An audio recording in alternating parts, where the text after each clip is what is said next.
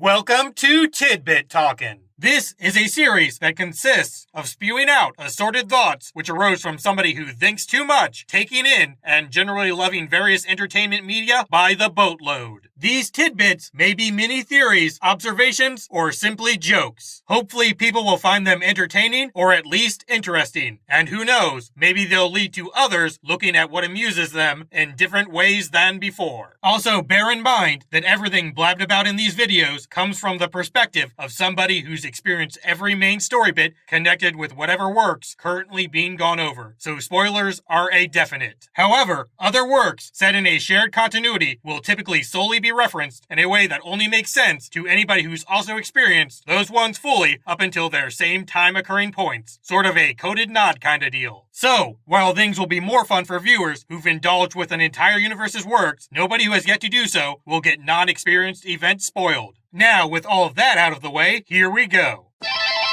Bill and Ted's Excellent Adventure.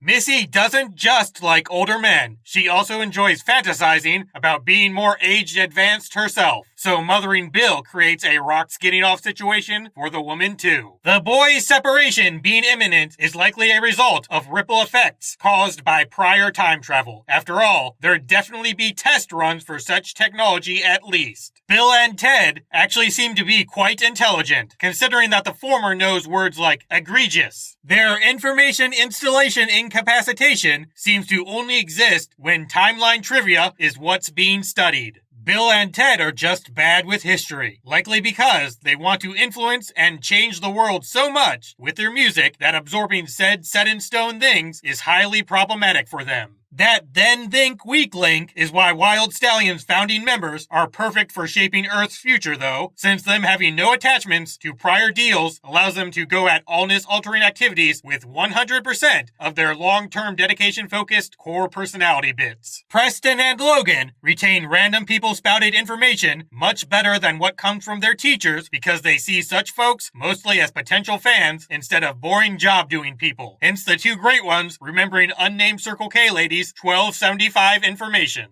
Bill and Ted learning Rufus's name from their future selves may not just be some crazy time loop stuff. There could be a label on that phone book with its owner's signature displayed. There's a chance that San Dimas time isn't just a motivational lie that prevents Bill and Ted from abusing time travel even more to pass their history exam. The simultaneous clock describing rule's true purpose could very well be to prevent chronological tourists from dying way too early after returning to their proper era. Wouldn't want anyone to be 19 one day and then 74 another after all. Rufus likely only accompanied Bill and Ted to see Napoleon because they got killed by the French general in at least one previous timeline when trying so by themselves. Socrates is able to understand what Bill and Ted were going for despite the colossal language barrier. Likewise, the Wild Stallions were able to at least infer what Socrates was going for in a general point has been correctly received kind of way. This is likely because the two possess some kind of nigh superhuman level of instinct-based emotional give and take that allows them to perfectly communicate without transcription-capable information. The duo's all-affecting attitude activates best when they are truly passionate about what they are trying to communicate, hence why their music mellows out practically every future living dude. The suits of armor Bill and Ted donned were likely trophies from an enemy nation, hence why they get attacked more or less immediately upon gearing up. Apparently, there are a scant few, such as those royal ugly English dudes and Ted's dad, who possess immunity to the Wild Stallion's super soothing suggestiveness, hence why time-traveling protectors must show up at times. Medieval guy who claimed Bill and Ted were horned demons with fire in their eyes meant the antenna for the former and the electricity surrounding their phone booth for the latter. Whatever number wasn't in service before Bill and Ted wound up in the future likely wasn't available because some other time traveler was there fixing ripple effects caused by an angry mob witnessing a large steel box vanish into thin air. Bill and Ted are able to perform the setting up stuff after they succeed time game flawlessly no matter what because epoch-hopping travelers like Rufus will almost always be around as stealthy backup. Missy likely breaks up with Bill's dad after this film's events because she got offended by her stepson only having a minor Oedipal complex. Rufus probably did a fair bit of time traveling himself while the boys were epic history report making in order to grant certain princesses fake birth certificates and eventually credit cards.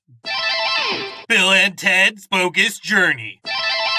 The Stationphonic Oxygenetic Amplifier Graphophoner Delaverberator is probably some kind of device that allows one to convert music into breathable air. The first part of its name could be a reference to Station, who may have been Rhea's inspiration for creating such technology. After all, who wouldn't want to visit Mars when among its inhabitants are such cool furry genius dudes? Daenomalous's new future can't come about simply from killing Bill and Ted, as things would just result in an average things are better than before, but there's still much crappiness type history without any innately impressive individuals around. Thus, the evil robot us's are needed in order to mimic the human hero's natural mega charisma, at least partially, so Earth's populace is all buttered up for some Iron Fist-ruled society creating speech action. Commander Sinister Outfit seems to have no problem with evil robot Bill and Ted referencing Station despite having zero tolerance for his creation's other human counterpart shared quirks. His hopeless history hullabaloo hashing very well could have included a brainwashing and or recruitment of everyone's favorite Martians. Pretzels and cheese workers getting allowed into the Battle of the Bands might be a good excuse for disguised Rufus to use for his future-preserving hoopla because that business is a sponsor for said event. The evil robot phone imitation's timing, that being when Elizabeth and Joanna are heading home, means a callback would simply wind up not being answered. Such an event would of course make Bill and Ted think they are being ignored, thus fueling the RoboCon's strength even more. Death is probably wearing running shoes just in case he has to chase after a target, as would have been demonstrated if Bill and Ted didn't Melvin him. Satan seems to hate Bill and Ted quite a bit. He's likely jealous of their persuasive talents. Death's poor performance with the various games may have been caused, at least in part, by Bill and Ted's incomparable influence powers. Their abilities, still working in the afterlife, could be why the music-centered utopian future doesn't unravel immediately after they are killed. The duo coming back from the dead following an untimely demise is all but guaranteed because they can convince practically everyone, above or below, that them being dead is most non-heinous. Death isn't just shoe-free for a good while because of the Twister game. He's also trying to avoid another made-you-look-induced Melvining. Related, the Reaper probably fell from heaven last because he was getting new sneakers up there. On top of the aforementioned, practically inevitable future dude backup, Bill and Ted excel at their Daenomolous involving time game showdown because both crowd members and Captain Logan would assist in overthrowing Mr. Diabolical Gym Teacher.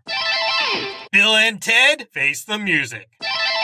Ted's dad may be extra hard on him even now because the guy remembers seeing ground-located phone booth originating lightning and hearing thunder 30 years ago and doesn't want his son to suffer from stress-induced hallucinations like he did. Him losing his keys so fantastically and getting a call from someone named Deputy Van Halen around that time probably didn't help his grip on reality either. No one would tell Captain Chief Logan and other more serious, less creative people about time travel because era-displaced guest speaker-utilizing teachers don't like the idea of such technology being known about by strict rules lovers before Earth is almost entirely governed by ludicrously chill people. Reality probably broke during this film's events because Bill and Ted aren't the only ones who ever took that memorial phone booth for a time ride. All that ripple affecting would simply be too much for history to take, hence why the impossibly amazing song lacking doesn't simply just result in a less than perfect future. Dennis Caleb McCoy, aka Omega Shenron's awkward half-brother, possesses a laser that sends folks to hell because Great Leader's backup plan, if killing Bill and Ted doesn't fix reality, is simply the duo asking death for another resurrection. If the Wild Stallions wound up in heaven upon getting Android assassinated, they may have been too tranquil to desire an Earth return. Oddly ripped convict Bill and Ted's prison song likely includes bits about welcome to the end, because they spent much time looking at Rufus's engraved watch while incarcerated and got weirdly inspired.